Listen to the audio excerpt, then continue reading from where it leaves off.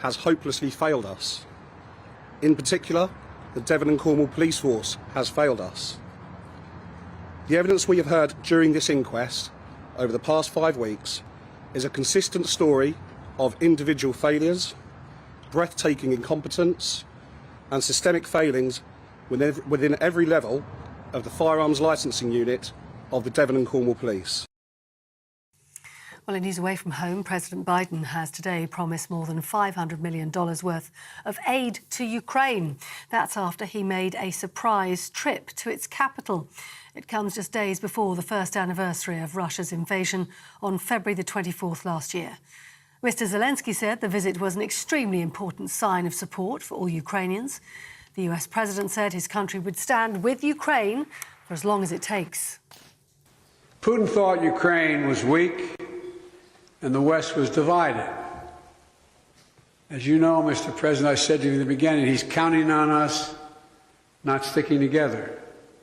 He was counting on the inability to keep NATO united. He was counting on us not to be able to Ukraine. He thought he could outlast us. I don't think he's thinking that right now. And lastly, in consumer news, supermarkets are facing a tomato shortage after bad weather in Europe and Africa disrupted supply chains. In Morocco, heavy rain, flooding and cancelled ferries have affected exports for the past 3 to 4 weeks. And in Spain, the winter tomato crop has also been badly affected by poor weather. The British Retail Consortium says they're managing supply chain issues and are working with farmers to ensure produce returns to the shelves as soon as possible. That's it from me. You're up to date on TV, online and DAB+ radio. This is GB News. Time for headliners.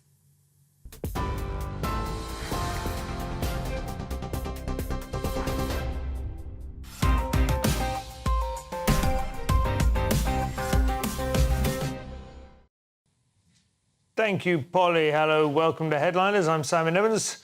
Tonight I have Josh, Howie and Leo Kirst to take us through the scoliotic backbones of the show you've been described as, gentlemen. I don't even know what that is. That's anatomically quite advanced. Scoliosis is a lateral curvature of the spine. Oh, is it? OK. Yep. So is that a good thing that you're scoliotic then? Kyphos. Ironically, I suffer from kyphosis, which is where it's the normal curvature, but just enhanced. So the person who wrote that link is quite heartless. They're actually discriminating against me, and I'll be raising it with HR. Good for you. I wish you well. That could be a nice little Christmas bonus by the time it comes through. Anyway, let's take a look at tomorrow's front pages. We start with the Daily Mail.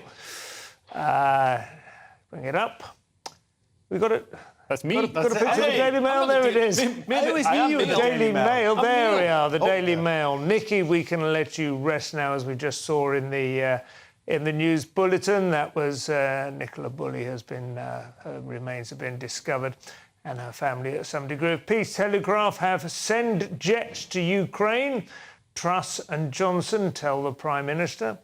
The iPaper has Nicola Bulley's family accused shameful TV crews and social media.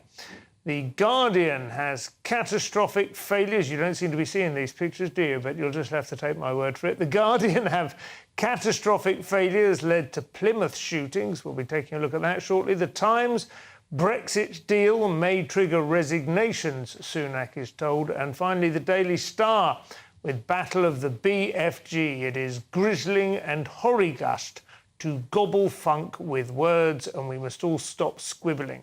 I think those are the Prime Minister's words. Anyway, those were your front pages.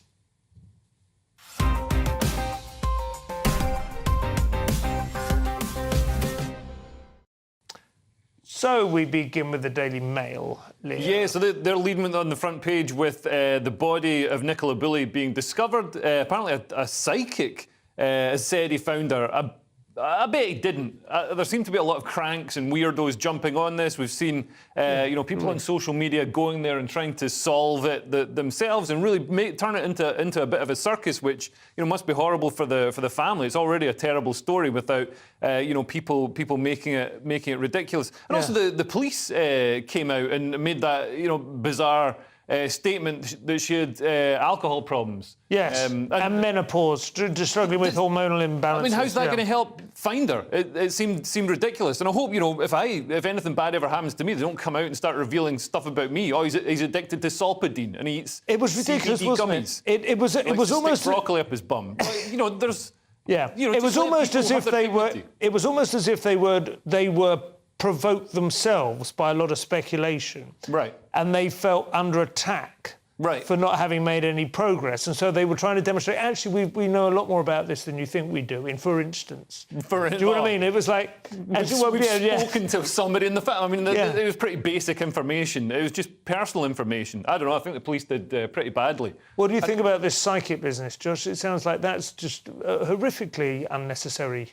Yeah, detail. I mean, how is he going to be pushing this forward? I mean, I think this person was the person who found her out on a walk, and now he's saying that he's a psychic. Right. Yeah. I mean, I can't imagine using that in some way to bolster his... It's not good. It's got like a small ad, bodies found or something, come to Pete's psychic. I think it's... It's just absurdly macabre and Oh, it's been all very, very awful, the whole business, and I know it's upset my own wife, so I can imagine I can extrapolate across British womanhood that they have a sense of how utterly demeaning. Have you ever extrapolated across British womanhood before? From my own wife, I have. Josh, have you got anything more cheerful on the front page of The Guardian? Probably not. Well, there's a picture of Biden's surprise visit to Kyiv. And it's a good photo. I don't know if we can sort of see it. Look, it sort of looks like a sequel to Red Heat. Yeah. Like 50 years later. Arnie's lost a lot of weight. And they're out there. He's gone back to... One of them's still the same age, but the other one's aged quite a lot. Quite a lot. But he's the bad cop. I like the way they're in front of this kind of gold-capped white palace, though. It all looks very kind of pristine and... noble. I don't know. They're obviously the heroes. I think that's an 11th century cathedral. Is that built right? when Moscow was still like essentially a swampland. Yeah, right. So I think that's sort of like their way. Ukraine was the original. Well, it was the original Russia, wasn't it? That's the Russia's point as well as it's not their own. Maybe their point's not so good. But he sort of just popped up out of nowhere. Supposedly, the White House decided over the weekend, let's go road trip. Yeah. And no one knows how he got there. Really? Least of all him. I think it's maybe a teleporter. Yeah. Well, the World Organisation. Holograms start They've been shimmering. holding that technology back from us. Well, I doubt he rode a bike there. Yeah, Matthew Sweet, don't write a tweet about that. That was a joke, by the way. Matthew Sweet. The way he's standing there, he may have been lowered from some sort of rope, onto a spot. He kind of looks like a cutout. He does, could well not be him. That could just be a cardboard cutout. I am here to support... but has he said anything more surprising? I don't... He's just because Moscow and Putin, has been just saying that the West their support is fading, and then pops Biden to go. Well, we're here and we support them, so you're wrong. I think the West support is actually increasing, and we're delivering better and better weapons, and we can smell victory now, and we can see how necessary victory is. If Russia even gets a toehold in Ukraine, then it'll be a signal to China that, you might as well go for Taiwan because we'll let you. Yeah. What about this catastrophic failures business?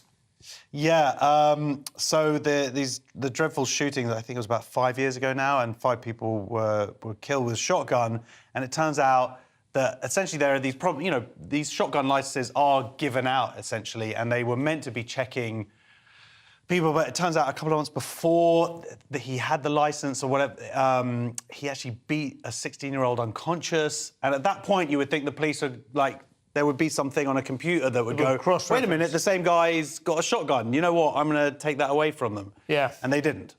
So the shotgun was, this is like, it was presumed for sort of country sports, was it? Rather than, you don't apply for one to hold up post offices with. Well, exactly. So now they're talking about toughening. You don't put that on the form. Yeah. So this is from quite some time ago, in fact, the original... But it's the inquiry that's happened now that, again, shows failures of the police that could have arguably prevented these tragedies. Does seem to happen a lot, doesn't it? The failure to cross-reference. It doesn't happen that often. I think we don't have that many gun deaths from licensed firearms in this country. Mainly, it's from gangs who don't bother getting them licensed. So this seems to be, it's quite punitive on people who have them for valid reasons. And also, there's a bit of an irony having something calling for much tighter gun control next to a picture of Biden in Ukraine, where he's delivering guns to everyone. Yes. So are guns good or guns bad? I mean, I don't understand. Well, I'm not sure you can draw a meaningful comparison between those two cases. You seem to be quite in favour of arming the Ukraine. Unmeaningful. It was dead meaningful. Anti-meaningful. It was dead meaningful. Everybody in Ukraine needs a gun, but our citizens. You've I been thought it doing was your kind mind of mapping Dada. off air, haven't you? I would say the comparison is with recently when it was discovered that the Metropolitan Police had failed to notice that a member of their own force had a history of sexual offences before he actually committed the horrific rape and murder. Yeah. That's the kind of thing, this kind of cross-referencing. But then they don't seem to be able to do it even, but if you like, your car licence and your car tax and your car parking are all on 3 different databases. Yeah. So thank the Lord. Yes, absolutely true. The Daily Telegraph, Leo. Yeah, so this is back to Ukraine. So Boris Johnson and Liz Truss are heaping pressure on Rishi Sunak to send fighter jets to Ukraine. To Rishi's credit, he's pledged longer-range artillery and longer-range, I think, guided artillery as well, which is really useful for taking out the ammo dumps and things like that, because Russia's moving them further and further back to sort of stay out of the range. So that's great. And also, across Europe, he's sort of galvanising. Rishi's still, following on from Boris and galvanising the effort to provide them with ammunition and armaments. But, now they're looking at more serious things, fighter jets. This is a lot more expensive. And, a lot of the stuff that they've had already doesn't really cost us much to give them because it's old stuff that's in storage. So really, we're saving money we've just cleared out, some storage units, and we're saving money by giving it to Ukraine. Missiles that no longer sparked joy. When we looked at them. They sparked something else. Hopefully they'll spark a few Russian soldiers out. But this is. I think the West needs to get on this and needs to give them the tools they need to decisively finish this, because they're stringing it out at the moment, which is leading to unnecessary deaths. But it does take 3 years to train these pilots. Yeah, so that's what I was thinking. We're either going to give them pilots or we're looking at a longer term. This is not quite the same as aiming an anti-tank missile. But the bit that I think's not amusing about this bit is the idea that Truss has sort of come out to make a proclamation. It's like, Truss, come on. You don't get a say-so in any of this stuff. She was Defence Secretary before, so... Yeah, whatever. She doesn't exist anymore. I would agree with you, except there she is on the front page for having done so. I don't know, there is a sort of weird sense, isn't there, that it's not settled yet, that there's half of the Tory party still think there's another round of Well, they've got terrible memory. A lot of them are older. Yeah. Who's Prime Minister again? I think she was our greatest ever leader. OK, when we have the Metro, Josh, to finish up before the so first break. Another picture of the cutout there. And then junior docs to strike. Docs is short for doctors. Mm-hmm. Not documents.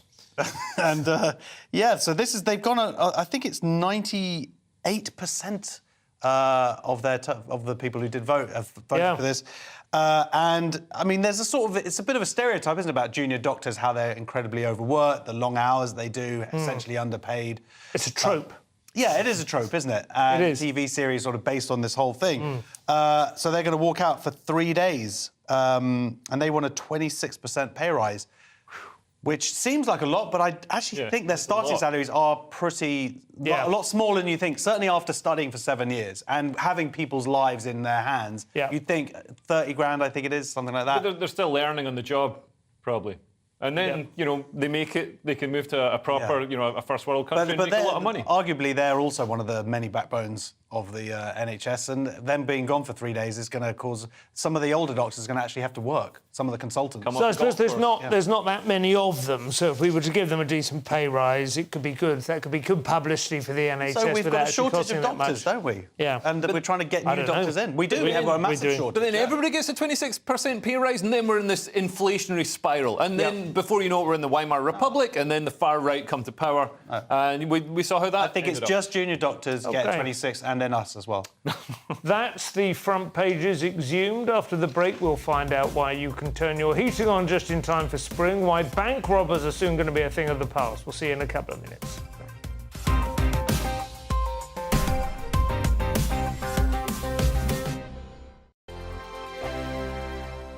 First and foremost, I'm a GB News fan, and I was before I was working here. Just love the fact that we're asking the questions that a lot of establishment media won't ask. With a bit of a twist, we not only want to inform you, but we want to keep you entertained. It's worth the drive because you get in and the team's all ready and waiting, they're itching to go, and it's a proper little family. GB News is the People's Channel. It's the audience that makes the programme sing. We're giving our viewers and our listeners a voice. I see the thousands of your letters, tweets, emails, you name it, coming in. Britain is broken. How on earth did we get into this mess? But more importantly, how do we get out of it? The establishment had their chance. Now we're here to represent you. It's time for something different. It's time for GB News. I'm very patriotic. I believe in Britain. Our best days lie ahead. Britain's watching. Britain's watching. Join us here on GB News, the People's Channel. Britain's news channel. I'm Andrew Doyle. Join me at 7 o'clock every Sunday night for Free Speech Nation, the show where I tackle the week's biggest stories in politics and current affairs with the help of my 2 comedian panellists and a variety of special guests. Free Speech Nation, Sunday nights from 7 on GB News, the People's Channel, Britain's news channel. Here on GB News Live, we'll be keeping you in the picture, finding out what's happening across the country and finding out why it matters to you. We'll have the facts fast with our team of reporters and specialist correspondents. Wherever it's happening, we'll be there from 12 noon on TV, radio and online. GB News, the People's Channel, Britain's news channel. I'm Michael Portillo. Join me on GB News on a Sunday morning for topical discussion, debate, arts and culture, and sometimes even ethical dilemmas. I don't always agree with you, Michael. Michael Portillo, Sundays on GB News, the People's Channel, Britain's news channel. Hello, I'm Michelle Dewberry, and you can join me every weekday 6 till 7 on Jubes and Kerr. You're an inspiration to us all. Clip that bit off. Well, you are. That's my ringtone. My political ambitions those days are gone, I can tell you. She's only teasing. Go on. He's probably going to want to lay down now. I'll give him 2 minutes to have one. Let's respectfully disagree. That's what we like on Jubes and Kerr. Come and join us. GB News, the People's Channel. Michelle Dewberry, weekday evenings at 6 o'clock. I'm Simon Evans. Join me on GB News for Headliners at 11 p.m. What's the scoop? I'll be joined by 2 of the country's top comedians. That's right. As we take a look at tomorrow's newspapers tonight. We're going to get into trouble. If it's a big story, we'll be covering it. Spill some tea on him. There we go. But we'll also have some fun. I wouldn't stick up a bank. My father didn't love me. So anyway. Headliners every night from 11 on GB News, the People's Channel, Britain's news channel. Join me, Nana Akue, Saturday and Sunday afternoons on GB News. Expect fiery debate and passionate discussion as me and my panel tackle some of the biggest topics hitting the headlines. It's a place for everyone's opinion. No one gets cancelled, but no one gets an easy ride. Oh, she's on it today! Be ready for conversations that are fierce, frank, and of course, fun. Every Saturday and Sunday afternoon from 4 p.m. on GB News, the People's Channel.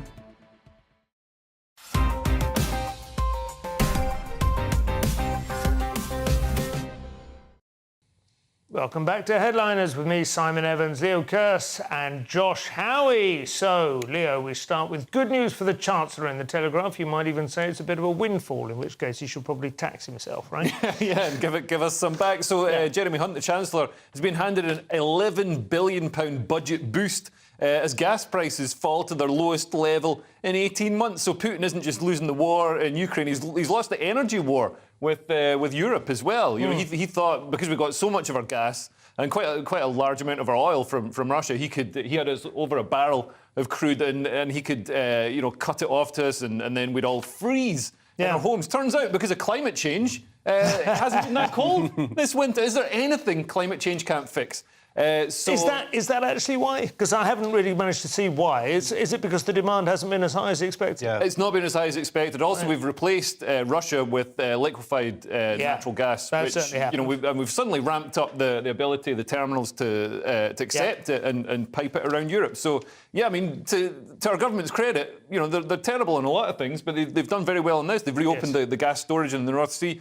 But at the start of the winter, it looked like we were going to have energy subsidies that were going to cost a huge amount of money as the gas price shot up. And energy subsidies are a ridiculous idea anyway. The gas price was going up because there wasn't enough gas and there's too many people wanting it. So if you keep enough, if people can all have the same amount, I mean, they can't have the same amount. That's defeating the price mechanism. Exactly. That's how a market works. But yeah, the total cost was estimated to be just shy of £40 billion, and it's not going to be that much. It's a mere 26 billion. Yeah, it's still going to be a lot. All that money that could have been spent on nothing, and we could have just kept it for ourselves and spent it on what we wanted. What are you going to spend yours on, Josh? Well, unfortunately, it's not going to be 11 billion. It's only going to be about 4, because 7 billion is going to be taken away from the taxes that the government would have got from the gas that they would have sold at that Typical price. Cassandra. Yeah, so it's only 4 billion. Trust Josh to bring a gloomy cloud over to... We were just about to line up a few larges. Got it. And this government, they can go through 4 billion in about a minute. Yeah. That's 3 days of asylum seekers. Of a Liz Truss premiership. Josh, we have the Mail now, and this feels like much more solid ground for us. Angela Rayner still hasn't learnt the first thing about bear traps. Well, exactly. I saw you tweeting about this yesterday. Yes. Labour gets itself in another transgender tangle as Deputy Angela Rayner says it doesn't matter if trans double rapist Isla Bryson has a penis during grilling over whether attacker should be in a woman's prison. So this was an interview that was in the Sunday Times. Yep. I thought it was a very good interview. Becca Aitkenhead. Yes, and I thought Angela Rayner came across really well. I didn't know a lot about her backstory, and she definitely she's overcome some significant hardships and teenage mom. I mean, it's almost borders on the ludicrous just how hard her life was. Just absolutely. one thing after another Oliver Twist off the scale. Yeah, absolutely. And full of respect for what she's achieved. And then right near the end of the interview, the trans thing comes up. And she just falls apart. And she cannot give proper answers because, of course, they're still towing this ridiculous line of trans women being women, essentially, and essentially defending the rights of this double rapist, male rapist, or at least putting them on a par with women's safety. Yeah. And it's like, of course, this person deserves to be safe, this double rapist. But at the same time, not in any way, but not to the level of, like, at the cost of women's sense of safety or real... The thing about this is, I mean, it's been going on for, 18 months, 2 years or something in the Scottish Parliament. Obviously, the trans row has been going on for longer than that. There's been ample opportunity for politicians to kind of address the fact that they were caught up in a cognitive dissonance. They committed to a certain line of thinking without realising that it would come back and eat its own tail. But they've entered the stage now where they're confabulating like somebody with a severed... Yeah. Do you know what I mean? When the brain there's an operation on the brain and half of it doesn't understand what the other half is. Leftist ideology is never held back by reality. I mean, look at the Soviet Union. Millions starve, and they still say, no, this is good. Mao's there saying, no, we should shoot all the sparrows. It'll create a utopia, even though it makes the famine worse. So never underestimate the ability of leftists to throw bodies under the wheel of whatever. I think right-wing people can also do that as well. No? Well, there is definitely the capacity for human beings to... Funnily enough, there's a guy, I think his name is Connor Fitz, something. He's talking about the way the consensus shifts in Ireland, specifically. Ireland, he says, as a smaller population, there is a greater risk of being cast out of society if you go against consensus. Right. Essentially, a lot of people live in what amounts to a large village there, And so a kind of a a surface of consensus can be sustained for a long time after it's rotting beneath the surface. Like the Catholic Church. Exactly as the example he gives, which was maybe 40 years ago now or something like that, finally gave way almost overnight from being a virtual theocracy. I mean, it was almost on a level with Iran, wasn't it, at one point, The weather was just suddenly, good. yeah, exactly. But how Labour haven't learnt the lessons of the SNP, where you have Labour in Scotland voting for this self-ID bill, you've got Labour in Wales voting. They're still trying to put it through after seeing what's happened in Scotland. It's like... And to what benefit? No palpable benefit that I can see. There's no significant lobby the public for it. The voters don't want it. No. Certainly not a majority. It's extraordinary. Anyway, staying with trans prisoners in the Mail here. Poor trans murderer Sophie Eastwood is worried she might be moved to a male and, in fact, an adult facility, despite identifying as a baby. Is this right? Yeah, so this is a transgender killer who killed an inmate while he or she was in prison. And now identifies as a baby in a Scottish prison. Presumably wants to get moved to the naughty step. She has... I'm going to say she because she has actually transitioned, right? And I don't know if she necessarily has. I'll say she because she's wearing lipstick. Okay. I think in 2023 that's all it takes. But she is in a female prison now, right? I think 4 out of 5 trans prisoners are there for murder. Yeah. Whoa, what? Yeah, 4 out of 5 of the trans prisoners in female prisons are there for murder. And he, as he was then, he certainly uncontroversially strangled a fellow inmate with a shoelace. Yeah, that's as you do. I mean, it's... Yeah. I mean, that's pretty much... I watch Oz. I'm a big fan of Oz. They were only in for some really minor, dangerous driving offences. Just before they got out, they thought, nah, I like it in here. If I say I'm a baby, they've got to bring me baby food and rub my belly. So, they did that. But it's ridiculous. I mean, they're obviously a threat to inmates. They're a threat to male inmates. They killed a male inmate. So they're definitely a threat to female inmates. And the whole baby thing, I mean, why is any of this indulged? Prison isn't somewhere to be indulged. Prison is a place to be punished. Yeah. And hopefully, spanked? Spanked a bit. Yeah. You're lucky if you're allowed to identify as a reader, aren't you, in jail? Do you know what I mean? Yeah. And allowed access to a book. Yeah. That's the kind of level of privilege. Whatever sexual fetish you've got. The point of this is when they transitioned, they said that they were sexually threatened being in a male jail. That is a serious problem. There is an issue of trans prisoners being sexually abused in male jails. That's the problem. The solution isn't to then put them into a female space where potentially they could be the threat. The solution is to deal with it within the male estate and make sure they're protected there. That's how they... I would zip them up into a really tight rubber suit so that they couldn't be molested by other prisoners. They'd probably enjoy it. You've thought about this? Yeah. With just one little pipe for breathing. Josh, back to the Telegraph now. We are inching ever closer to the utopian dream of every financial transaction being electronically loaned. Oh, gosh. Bank branches turn away customers depositing cash. So we have now 3 banks in the UK where there's no money there. There's no physical money there. They're there sort of almost like business hubs where you would go in for a meeting about mortgages or whatnot. Yeah. You've also got this other phenomenon where banks are closing different branches around the country. So they're sort of doing hub branches where whichever branch you belong to, you can go and use those facilities there. Yeah. And this is a larger trend in Ireland. They've ditched cash at 70 of one of the banks in Ireland of its 170 locations. Sweden, there are hundreds of bank branches now cashless.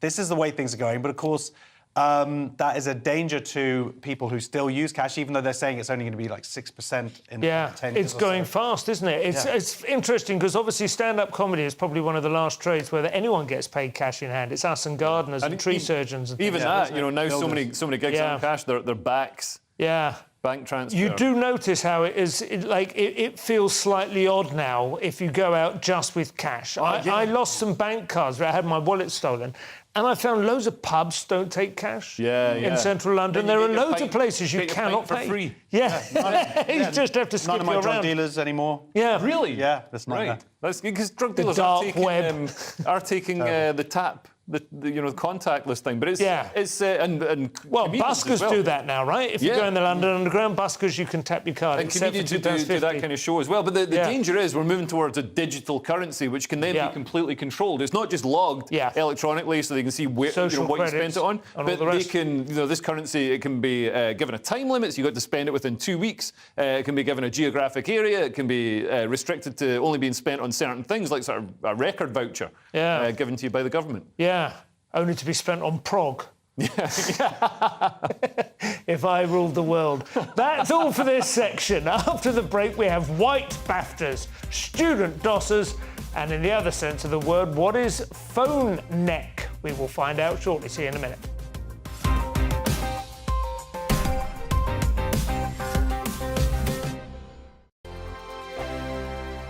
We are GB News, and we'd like to say thank you to each and every one of you for bringing us your conversations, for helping our great nation find its voice. We are here for you on radio, television, and online, across England, Scotland, Wales, and Northern Ireland. It's not the BBC, you actually get your facts right. We are proud to be GB News, the People's Channel, Britain's news channel.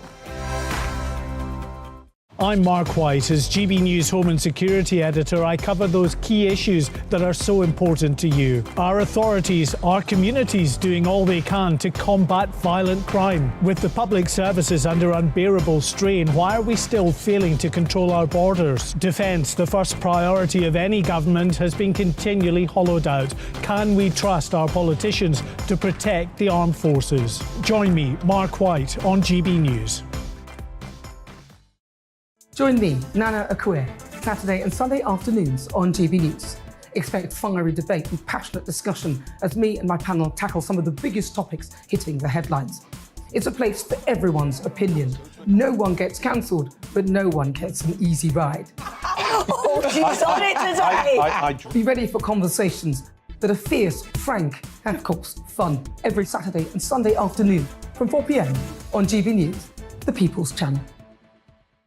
Monday to Thursday on GB News, it's Bev Turner Today from 10 a.m. We're going to be here for you, our GB News family, to keep you up to date, but also make you smile. The guy went from puberty to adultery. And I can't wait to bring a few of my own opinions. I have no time for cultural totalitarianism. We'll engage in passionate, but always polite debate, with your thoughts and opinions at the centre of it all. Only on GB News, the People's Channel, Britain's news channel. Join me every Sunday at 6 p.m. for Gloria Meets. In exclusive interviews, I'll be finding out who our politicians really are and what they really think. It's something that you would never want anyone to suffer. I didn't know what channels there were. I didn't think I'd be believed. I must have weighed about 7 stone and I'm 5'8". My instincts was to sort of cover this up. I mean, clearly that was a mistake. Join me every Sunday at 6 p.m. on GB News, the People's Channel, Britain's news channel. We are GB News, right across the nation. You can get us on television, on radio, on digital. We're absolutely everywhere. Amazing! You see, amazing! You remind me of me in the European Parliament. But here's the most important bit. We are not part of the mainstream establishment. We think and speak just like you do. We are the People's Channel. Magnificent. That's really, really thoughtful. Come and join us on GB News, the People's News Channel.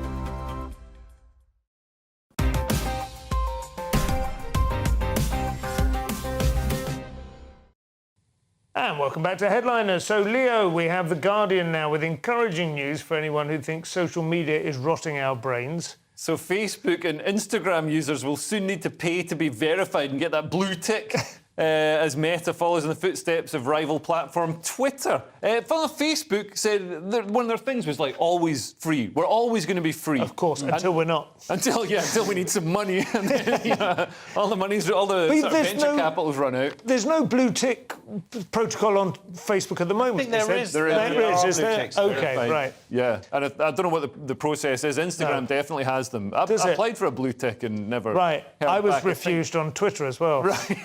I didn't ask, I was too scared. But people say I don't use either of those very much, but Instagram is very businessy, isn't it? Apparently that's the place to go if you want to sell something, they say, Instagram. Yeah, well, it depends what you want to sell. If you want to sell women's clothes, right, things like that, or diet things, then Instagram. But if you want to sell a collection of World War II figurines, then probably not. But yeah, this is apparently, and Twitter's come under fire because now you've got to pay to get the verification, the two-step verification, where they send a message to your phone. Because apparently companies were exploiting this and setting up Twitter accounts, and they made $60 million from making Twitter send the SMS messages. Oh, right, because you actually can make people pay to send you a message. You can force Twitter to send you a message. Yeah. Oh, God, it's such a trap, isn't it? Endlessly. Yeah. Elon has I think on the whole, he's been a good thing, but he has he's stirred things up, and I understand that he's tried to streamline it. He's also bungled a few things as well, but it is quite interesting to see after everything that's happened. A lot of people thought, oh my God, he's going to drive Twitter into the ground. Instead, his main two rivals are now basically following in his footsteps. Yeah. Anyway, the Guardian's now, Josh, with the row over Dahl's legacy rumbles on like a big, fat, ugly witch on a Harley Davidson. So Rishi Sunak joins criticism of changes to the Roald Dahl books. Number 10 put out a statement basically doing stuff from... which one of the books? We shouldn't gobble funk. I don't know which book. It's B.I.G. Is it? Okay, yeah. Which I would have thought, actually... Because he reminds me... I wanted to say this, but he's quite short. So I was thinking what characters he might...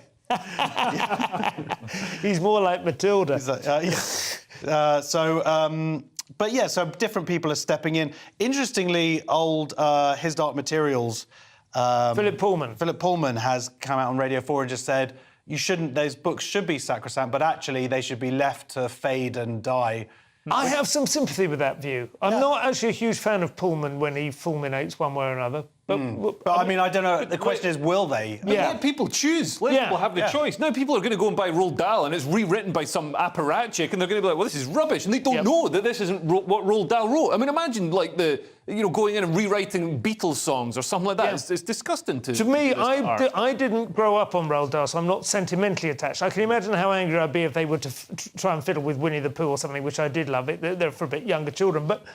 It is pretty clear if you do love Roald Dahl, you love Roald Dahl for his writing, not just for the concept of some witches. Yeah, no children get triggered by it because children aren't massive crybabies who've been indoctrinated in this leftist ideology. But the point that Pullman makes, I think, if I've understood him correctly, is that there are lots of new young authors coming along who are naturally in tune with the kind of sentiment that these publishing houses presumably appear to want to sort of promote. They're rubbish. Well, yeah, but they're absolutely terrible. But just like them, just publish them, and if you want something that's kind of a bit more woke and sensitive to current, then buy them, and if you don't like them, and then buy the Roald Dahl. When you need some money, you can buy some Roald Dahl, sell some Roald Dahl books again. Josh, over to the Mirror now. They have a story about some tweets about the BAFTAs. Yeah, BAFTA sparks fury among appalled viewers, all three of them, who complain all winners are white. So, essentially, the 4 winners of the main acting categories were white. But then last year, the best actor winner was Will Smith, and there was a female director won last year. And I think, actually, it's quite a large percentage of ethnic minorities were represented in the sort of nominated, Right, so they weren't nominated, I think about a third, which is over-representation, arguably. Yeah. But none of them won in certain fields. Yeah. And it's like, come on, like they've had 1,000 new members join BAFTA. They've implemented all these policies where you have to prove your diversity to get your film even nominated. But at the end of the day, sometimes this is just the way that it's going to be. That doesn't prove that the industry's racist. Exactly. And the more they complain, of course, next year, if all the winners are black or Asian or whatever, somebody like Toby Young is very reasonably going to say, well, of course they had to vote for them. They aren't actually the best, but they had to vote for them, otherwise they'd have another round. Yeah, and also if anybody's upset about a lack of diversity in the BAFTAs, just wait until the ad break. Yes. I mean, just to point something, one of the nominees was Angela Bassett for supporting actress in Black Panther, Wakanda Forever. That's a terrible movie. Yeah. She's a great actress. She's not good in this. She played Tina Turner many years ago. Yeah, exactly. And amazing in that. Yeah. But she is rubbish in Wakanda Forever. like a sort of caricature of all of her mannerisms. Right. And it's a really bad film. So the idea that she's nominated for it. Well, I'm just saying, like it's ridiculous. Which one's that Michelle Yeoh that she's named? She was excellent in Everything Everywhere with this sort of sci-fi movie, and she's great in it. Is she the best actress this year? No, probably. It probably did justifiably go to Cate Blanchett for Tar, which is a great movie, and she's very good. It was 2 hours and 40 minutes. I'll never get back, but I'll. Leo, the Daily Mail now. This story provides an opportunity for me to lodge another of my innovations seeking a developer, but I'll let you lay out the land first. So doctors warn of tech neck. This isn't the same as, remember Brass Eye had that thing called check neck that you got from eating that made-up meta-by-sterile drug called cake. This is a real thing, tech neck. So apparently we spend, on average, 5 hours a day scrolling on our smartphones, which is insane. That's like half your waking day. Well, it's not, but, it's quite a lot. And so it's creating huge medical issues. As you lean forward, it puts up to 50 pounds of pressure on your spine and is causing all kinds of problems. People are needing surgery because of this. So there's a thing called a neck lift, which involves incisions around the ears and hairline to tighten underlying muscle and remove excess skin. That sounds more like plastic surgery, like cosmetic surgery. I'm not sure that's anything to do with it. Younger. Yeah. It's nothing to do with your neck. I mean, I'm literally... But do you ever get it? I do get it sometimes if I, on a journey or something, like an hour of it, suddenly notice you've got a headache and your neck aches. Yeah. And you think, that is definitely because I have been trying to... It's like it used to be an old school punishment, stand there with your arms out, leverage is an extraordinarily powerful thing. You're supposed to hold it level with your eyes, not bent. Well, this is my suggestion, because you have selfie sticks that people used to get a bit of distance on the camera. So I think you just need one for everything, right? But have it propped into your belts like that. Exactly. Yes. I was thinking of the people who march with flags at the front of parades, but like the sharp fishermen. This is what I don't get about this story. Or maybe a little helmet with a dangling. Like an anglerfish. What about there's something called books? Didn't people used to read books? Yeah, but then you don't read over books, that. Josh. No, I'm just saying, the idea this is some new phenomenon. You read a book before. Yeah. What's the difference? People don't read books for 5 hours a day, though, do they? They don't. They're not constantly studying their books. Well, I think we do have to think about this. I personally would like to see some sort of innovations that would change the way we interact with our phones. And I think possibly the VR headset thing is the way forward, so that you can be scrolling here and you'll see your hands and everything on the phone, but you can just be sitting there with the whole... Do you see what I mean? So you think the solution to having too much weight on our neck is to put a big helmet on our head? That also eliminates all of the outside world. It just totally locks you in, OK, Josh, iNews now. And bad news if you want to study and have a bed for the night. Yeah, absolutely. University students are squatting or sofa surfing as rent outstrips loans in most UK cities. Yeah.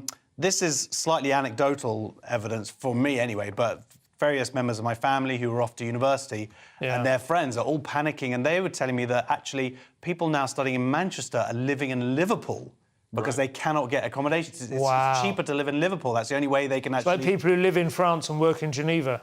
That happens a lot at the UN, apparently, because the rents are that much cheaper. So it's a real problem in all of these major cities, and the loans are only going up by 2.8%, but the actual accommodation's going up between 8 to 10%. And to be honest, it's a real bind, because you kind of don't want your loan to go up that much, because you're going to have to pay it back, and it's not, it's not free interest these days. Yeah. I don't know what the solution is. I mean, I think maybe they should allow the market to kind of sift these things out a little bit. But the market can't, because it's stymied by red tape and NIMBYism. So nobody wants new buildings, nobody wants new high-rises and high-density housing in their backyard. But it's needed for people to live, especially as we're allowing 1 million people into the country each year. Yeah. And the students are probably in favour of massive levels of immigration and open borders. So that is something. And also, what you sow. There is some truth to that. One of the problems with the university thing in particular is that it has a certain cachet, doesn't it? If you're just looking for a job, you might kind of go where the rent and the job, the salary and the rent are to some extent in balance. But you think, I'm not going to go to some third-rate university just to avoid, this is my life. And there's no point going to university unless you're doing, something proper. like law or being a doctor or something. There's no point going and studying diversity. That's amazing. You get huge £200,000 a year as a diversity and inclusion officer. Say my media Only studies for the next 6 months. was worth. Yeah, so was mine. That's this section done for. Join us for the last part in a couple of minutes, where a woman knows her place, a man finds his place on the toilet, and we find some impressive Roman wood. We'll see you in a couple of minutes.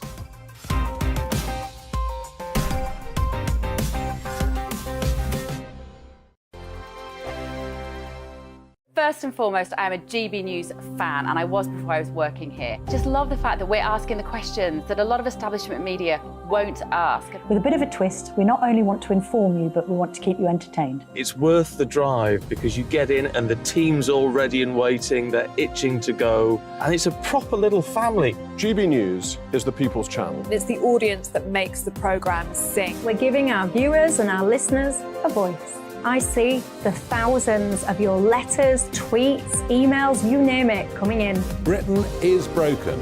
How on earth did we get into this mess? But more importantly, how do we get out of it? The establishment had their chance. Now we're here to represent you. It's time for something different. It's time for GB News. I'm very patriotic. I believe in Britain. Our best days lie ahead. Britain's watching. Britain's watching. Join us here on GB News. The People's Channel. Britain's news channel. Hi, Andrew Pierce here. Join me every Friday lunchtime for a proper no-nonsense debrief of the week's events. With special guests in the studio and the GB News team on the ground, I'll be getting you up to date with news, some intelligent discussion, and my own sharp take. The weekend starts here with me every Friday lunchtime on GB News, the People's Channel, Britain's news channel. I'm Michael Portillo. Join me on GB News on a Sunday morning for topical discussion, debate, arts and culture, and sometimes even some ethical dilemmas. I don't always agree with you, Michael. Michael Portillo, Sundays on GB News, the People's Channel, Britain's news channel. I'm Andrew Doyle. Join me at 7 o'clock every Sunday night for Free Speech Nation, the show where I tackle the week's biggest stories in politics and current affairs with the help of my two comedian panellists and a variety of special guests. Free Speech Nation, Sunday nights from 7 on GB News, the People's Channel, Britain's news channel. Here on GB News Live, we'll be keeping you in the picture, finding out what's happening across the country and finding out why it matters to you. We'll have the facts fast with our team of reporters and specialist correspondents. Wherever it's happening, we'll be there from 12 noon on TV, radio and online. GB News, the People's Channel, Britain's news channel. Join me, Patrick Christie's, Monday to Friday, 3 till 6. We tackle the day's news agenda like you've never seen before. It's high tempo, high octane, the most controversial topics, and the best guests. You will not be able to take your eyes and ears off it. I'm not afraid to ask the questions that you really want answered. 3 till 6 p.m, Monday to Friday on GB News, the People's Channel, Britain's news channel. Join me, Lawrence Fox, on GB News. Frank, fun, fearless, and sometimes serious. Much as I love a Friday night punch-up, what I really want is a battle of ideas. I want to look at things differently. I want to hear different voices and engage with your unique experiences. Every Friday at 7 p.m. on GB News.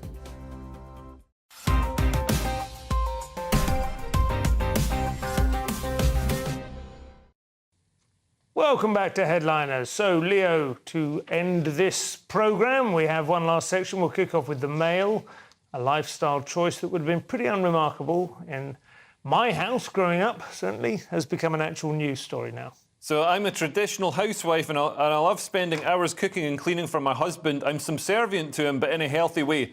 But enough about me. There's a news story here. Now, this is a woman in Richmond, Virginia. SD Williams, she's 25 and she's dubbed herself a Tradwife. And this is a meme that I've seen in various places on Twitter and stuff. So she stays at home baking bread, cooking meals from scratch, cleaning and learning to sew her own clothes. And her husband, Connor, goes out, works as an electrician, and then goes hunting for food on the weekends. They've got freezers full of food, and she says she finds it fulfilling. I know women, when they've posted about things like this on social media and said, I actually enjoy this lifestyle and having a more sort of traditional role, they then get slammed by all these women who are like, oh, you're not a feminist, oh, you're letting us down, blah, blah, blah. And then they obviously go and drink 2 bottles of red wine, take some antidepressants, and cry, have casual sex. There is a slight. I mean, just looking at it's a big photo story. This obviously she's quite attractive. She has traditional sort of curves and dress sense and everything. It does look a little bit, I don't know, faked up. Did you see it? Did you look at it? I did. That's why I.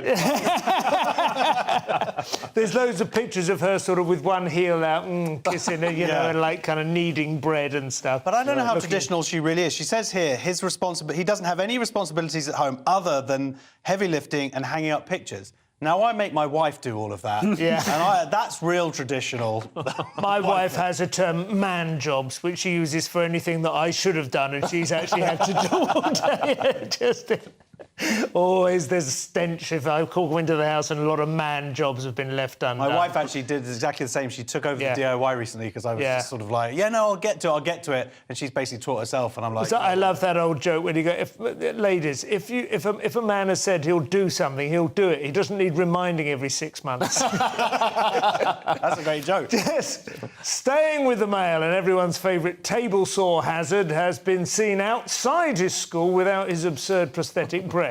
So my favourite headline for today is intersex teacher with Z-cup breasts spotted dressing like a man outside of school insists they are real and he has a rare condition or she caused him to grow but admits she has never got a diagnosis. Amazing. So there has been speculation for a while now that this is in Canada, this is the person with these ridiculous, and they're £2,000 and that's not the weight.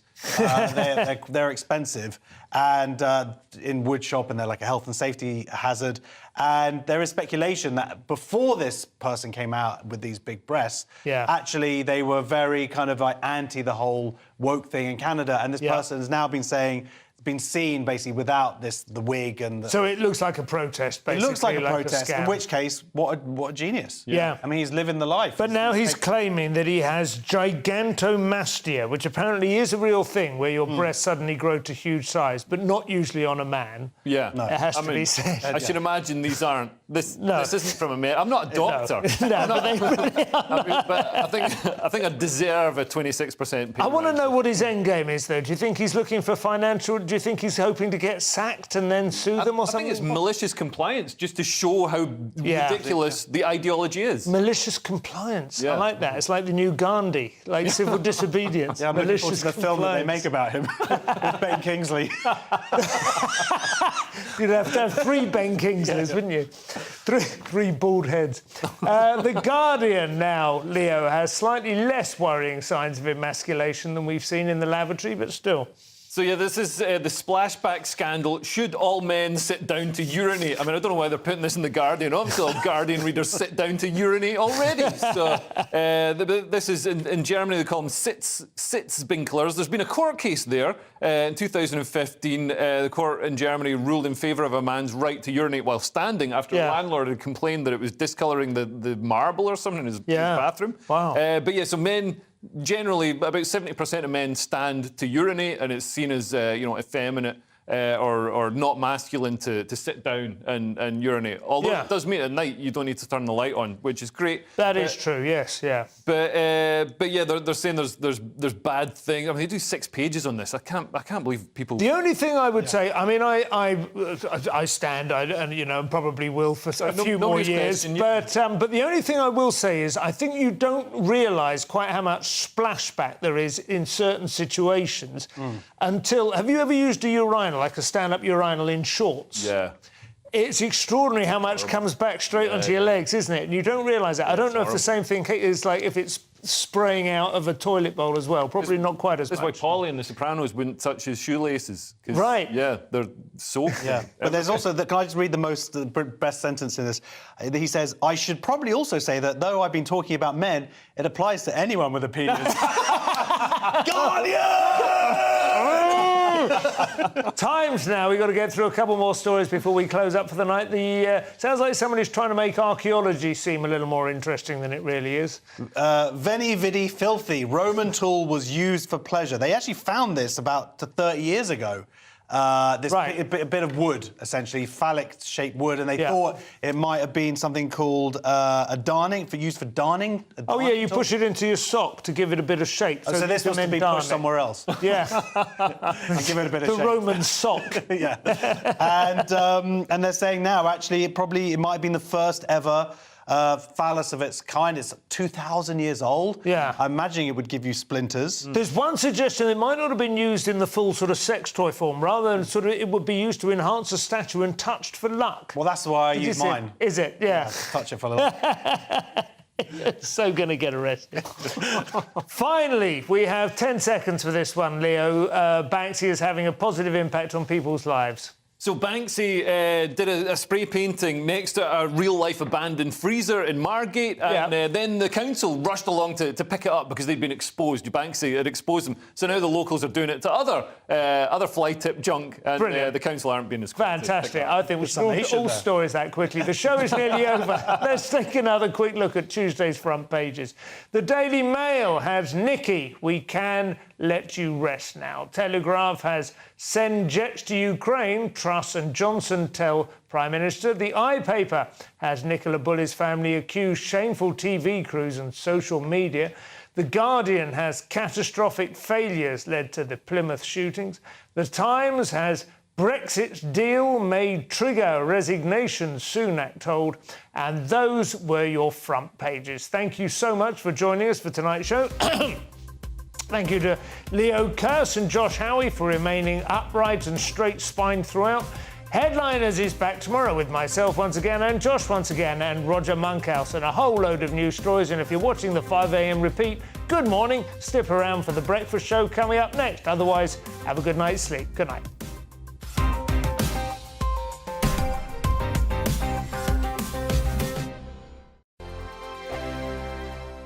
It's all about family, being in people's living rooms, all the interaction and getting to know who our viewers and listeners are. When I was young, my dad used to say, Nana, stop arguing. I wanted an outlet that would enable me to give my opinion.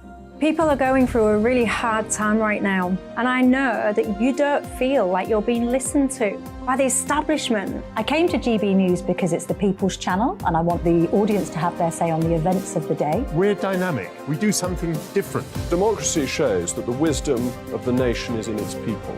I get to travel to find out what the story is from a personal perspective. The British people aren't fools. We know when we're not being told the full story. We've got to work out how Britain moves forward from this. It's the best country in the world. The establishment had their chance. Now we're here to represent your views. Britain's watching. Britain's watching. Britain's watching. We're proud to be GB News, The People's Channel. Britain's news channel.